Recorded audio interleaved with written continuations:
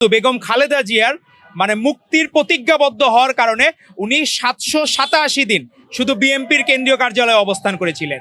উনি শুধু ধারণ করেছিলেন যে আমার নেত্রী মুক্ত না হওয়া পর্যন্ত আমি পার্টি অফিস ছেড়ে যাব না। সেই ধারণ থেকে শুরু করে 2018 সালের 30শে জানুয়ারি উনি যখন পার্টি অফিসে ঢোকেন, পরবর্তীতে বেগম খালেদা জিয়া 8ই ফেব্রুয়ারি মিথ্যা মামলায়, বানোয়াট মামলায় তাকে কারাগারে নিক্ষিপ্ত করে ফ্যাসিস্ট হাসিনা। পরবর্তীতে যখন উনি কোভিডের সময়, করোনার সময় মুক্ত পান, পরবর্তীতে 2020 সালের 26শে মার্চ সেই পল্টন কেন্দ্রীয় কার্যালয় ত্যাগ করেন বিএনপির সিনিয়র যুগ্মমহাসচিব অ্যাডভোকেট রুহুল কবির রিজভী আহমেদ। তো আমাদের অনেকের কাছে মনে হয় এই যুগের ভাসানী হচ্ছেন রুহুল কবির রিজভী আহমেদ। দেখেন, ফ্যাসিস্ট হাসিনা তার কর্মীদেরকে ফেলে চলে গেছে, কর্মীরা ফ্যাসিস্ট হাসিনাকে ফেলে চলে গেছে, কিন্তু ম্যাডাম খালেদা জিয়া এবং তারেক রহমান সেই জায়গায় সফল।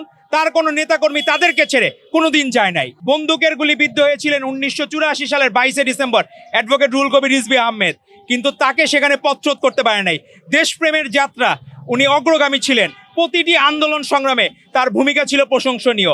আজকে উনি যে নিজের নেত্রীর প্রতি যে ভালোবাসা দেখিয়েছেন, শ্রদ্ধাবোধ দেখিয়েছেন, 787 দিন নিজের ফ্যামিলিকে স্যাক্রিফাইস করে যেভাবে থাকা যায়, এটি আমাদের ভবিষ্যৎ প্রজন্মের জন্য আদর্শ। তাদের কাছে আদর্শের নাম হবেন মাওলানা আব্দুল হামিদ খান ভাসানী, শহীদ রাষ্ট্রপতি জিয়াউর রহমান মৃত্যুম, খালেদা জিয়া, তারেক রহমান, পরবর্তীতে আসবে রুহুল কবির রিজভী আহমেদের মতো নাম।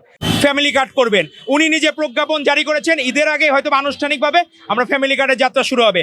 খাল খনন শুরু হয়ে গেছে, বৃক্ষরোপণ শুরু হয়ে গেছে।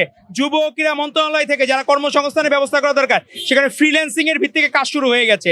ইমাম মুয়াজ্জিমদের এবারই হচ্ছে ঈদের ভাতা দেওয়া হবে। তো কথা দিয়ে কথা রাখার যে চর্চা, এই চর্চা জিয়া পরিবারের। শহীদ মিনারে কোনোদিন দোয়া হয় নাই 53 সালের পর, এই প্রথম প্রধানমন্ত্রী হিসাবে উনি দোয়া আয়োজন করেছেন। তো ইসলামকে সত্যিকার অর্থে যে বিএনপি ধারণ করে এবং তার প্রধানমন্ত্রী হচ্ছেন তারেক রহমান, সেটি আবারও প্রমাণিত হলো।